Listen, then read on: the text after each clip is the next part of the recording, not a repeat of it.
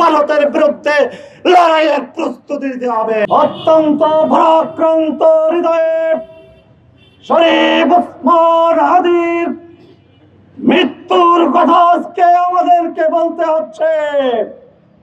জুলাই অভ্যুত্থান পরবর্তী নতুন বাংলাদেশে ওই ফ্যাসিবাদী হাসিনা এবং আধিপত্যবাদী ভারত।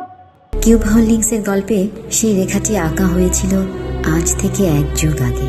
নকশাই আমাদের ভাষা।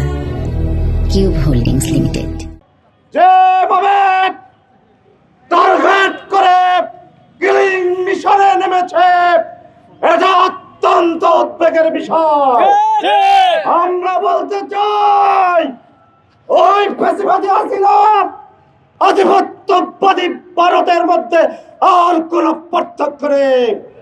এখন ওসমান হাদির মতো আরো সহস্র দীপ্ত কণ্ঠ তরুণ এবং যুবক আজকে আমাদের যারা রয়েছে, তাদেরকে যদি আমরা বাঁচাতে চাই, তাদেরকে যদি আমরা রক্ষা করতে চাই, তাহলে আধিপত্যবাদী ভারতের বিরুদ্ধে লড়াইয়ের প্রস্তুতি নিতে হবে।